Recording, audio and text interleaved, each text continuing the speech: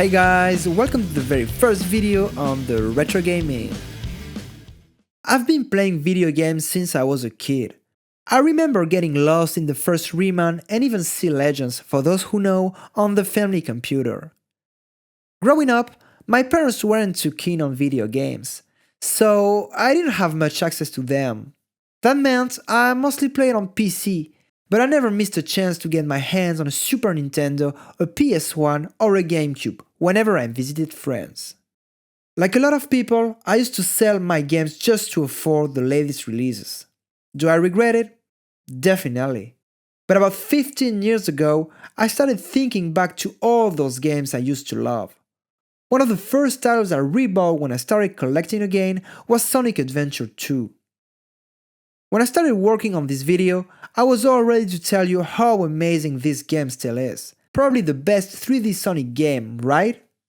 But I didn't realize how much my standards had changed over time. In the end, it felt like a completely different experience than what I remembered. And that's exactly why I wanted to start this channel with this game. Cause revisiting old favorites is never just about the games. It's about memory, nostalgia, and seeing how much we've changed too. If you're into retro games, collecting and rediscovering old titles with fresh eyes, or just curious about old stuff, well, you're in the right place. Welcome to the Retro Gaming and to today's episode, Sonic Adventure 2. Battle. Cause yeah, I'm playing the GameCube version today. Sonic Adventure 2 was originally released for the Sega Dreamcast in June 2001 to celebrate the 10th anniversary of Sonic the Hedgehog. Although the Dreamcast was a great console, it didn't last long, facing tough competition from the PlayStation and later the PS2. So this game came out just right after Sega decided to leave the console market, making it one of the last major titles released for the Dreamcast. And for a Sega console actually. Now, just to be clear, Sonic Adventure 2 isn't really a sequel to Sonic Adventure 1. I might talk about the first game another time, but to sum it up, the game builds on some of the gameplay mechanics from the original, refines them, but also drops a few things. The gameplay is a bit less varied and it loses that small open world adventure part the first game had.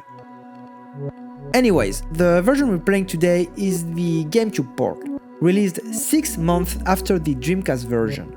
It includes some minor changes compared to the original version. Overall, it's considered the best version, and to me, it used to be one of the best games on the GameCube. Well, that's what I used to think at least. Let's see if it still holds up. It all starts when Sonic gets imprisoned by a secret military force. But of course, he manages to escape. He soon finds out that he was arrested because he looks a lot like Shadow, a black and red hedgehog.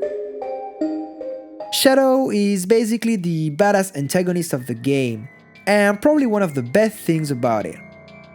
And he's connected to, well, surprise surprise, Eggman. As usual, Eggman is after the Chaos Emeralds, so he can become the ruler of the world. Sonic, obviously, has to stop his plans. And that's the hero side of the story. Now, for the dark side.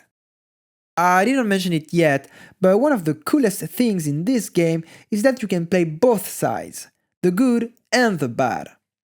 The dark story follows Eggman, who discovers a hidden power, and as always, he's trying to collect all the Chaos Emeralds. So yeah, classic Sonic stuff.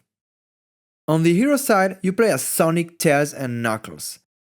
On the dark side, you get Shadow, Eggman and Rouge. Each pair of characters has its own gameplay style, just kinda in Sonic Adventure 1. So you basically get twice as many levels, even though their structure often mirrors each other. I would say the plot is fine to follow, but clearly not a masterpiece. It mostly serves as a way to string the levels together. But honestly, that's okay. Story has never really been the most important part of Sonic games for me.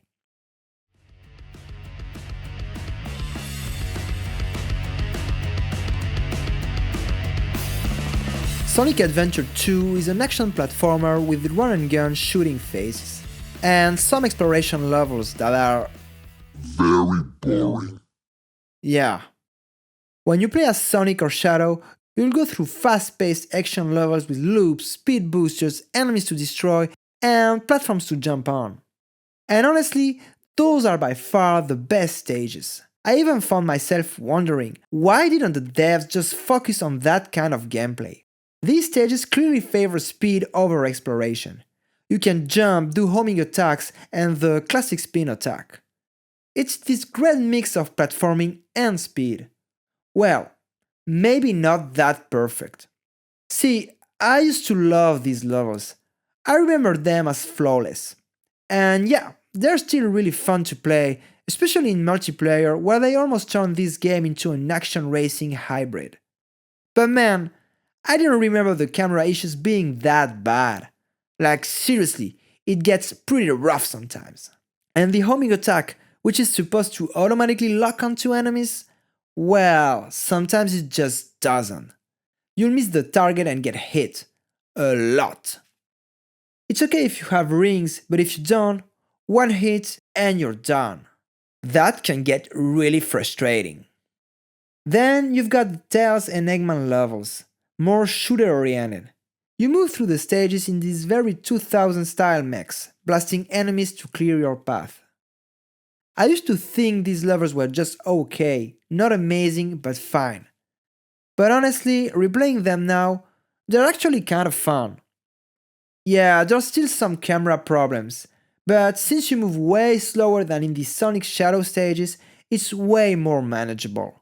There's also a bit of platforming mixed in, and sure, it's sometimes messy, but overall, these stages add some variety, which is always welcome. And then there's Knuckles and Rouge. Yeah, these are the infamous exploration stages. You need to find 3 emerald shards to finish each level. So yeah, you'll have to explore. I mean, come on! This is Sonic, guys. It's supposed to be fast-paced, not a scavenger hunt across giant empty maps. You do get a radar that helps you find the emeralds and computers that give you hints. The radar goes from green to red depending on how close you are. But honestly, I felt like I had to play these stages way too often. I remember disliking them back in the day, and yeah, I still think they're the weakest part of the game. Not because I hate exploring, I actually like that in other games. But because here, the level design just isn't interesting. The maps feel kinda empty and repetitive, and the gameplay, it's not suited for this kind of experience at all. Combat is awkward, hitting enemies feels clunky. And the fact that Knuckles gets a speed boost power up, like, why? That makes no sense in a level where you're supposed to be looking around carefully. It would have been fine if these were short, optional stages. But the worst part is, while the action and shooter stages are super quick, these treasure hunts feel like they go on forever. At some point, I just sat there asking myself, why did they put this in a Sonic game? Between all these levels, you also get a few boss fights. They're not super hard, not particularly memorable either, but they do add a bit of variety, so I'm not complaining, I guess.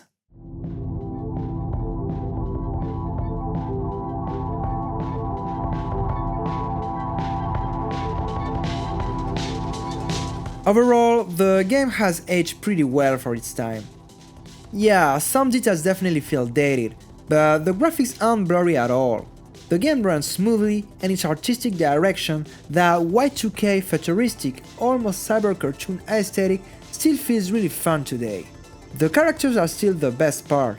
Their designs, their personalities, they're what really gives the game its charm. There are a few visual differences between the GameCube and Dreamcast versions, but owning both, I've never really noticed anything major. Sure, the GameCube version is maybe a little bit blurrier, but that's a detail, honestly. So yeah, when it comes to graphics, it's actually still pretty solid.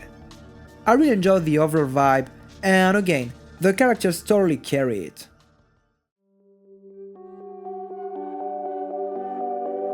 Music is for me one of the most important parts of a video game.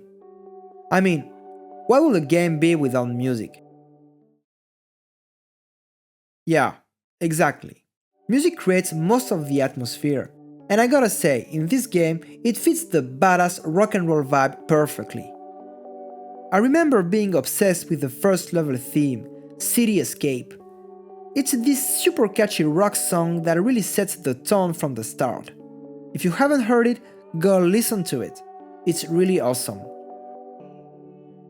The exploration levels actually have some chill hip-hop and soul tracks and they're okay, but since those stages are long, they kinda ended up irritating me. And then there's this whole part of the soundtrack that's more EDM futuristic. These tracks are meh. They kind of feel like generic early 2000s electronic filler. Not bad, just not very memorable. On the other hand, the Tails and Eggman levels have some solid background tunes. They match the action well and keep the energy up during those shooting stages. Overall, the soundtrack is a big win. It really supports the atmosphere, gives each level its own mood, and some tracks are good enough to listen to on their own, even outside the game.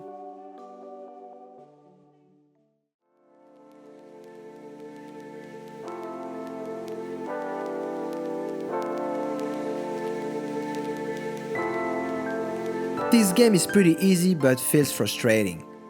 The final levels aren't that hard, but they definitely feel more challenging.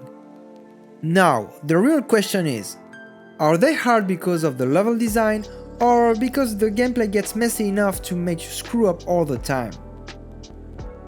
And I really feel it's unfortunately because of the second option. Like in the first Sonic Adventure, the camera is probably the most frustrating part of the game. It's just way too slow to readjust, and it often moves on its own at the worst possible moment. You try to reposition it manually so you can make a proper jump, and just when you're ready, it auto-adjusts again and you can't see a thing. This is super annoying. And like I mentioned earlier, the Emerald Search levels feel endless, and in the later stages they get really tedious. There's this one part with the timer. Oh god, that section broke me. I almost rage quit right there. So yeah, the gameplay hasn't aged perfectly and you'll definitely need patience, especially to deal with the camera or to redo whole sections after one tiny mistake. But if you can push through that, it's still a pretty fun game to play today.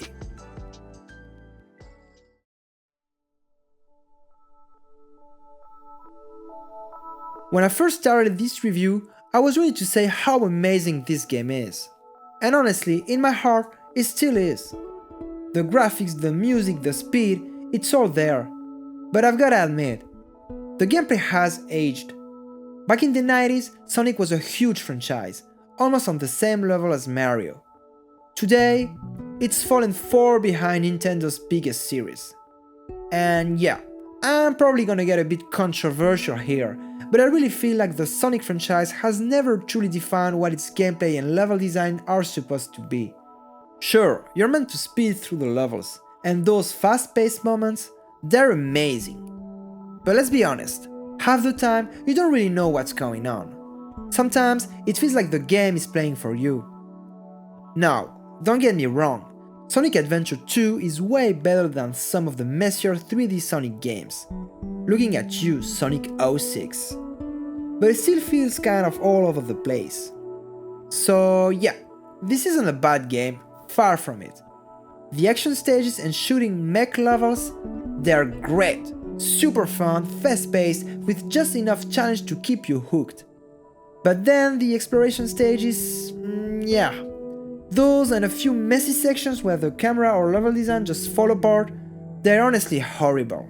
They really kill the vibe. This game is like a roller coaster. It has some truly awesome moments, but some of the lows are just brutal.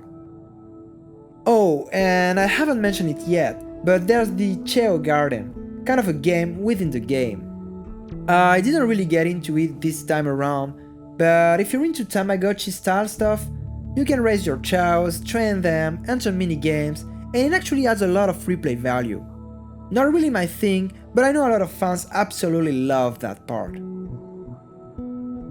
Anyways, if you're planning to play for the first time, be ready for a good dose of frustration.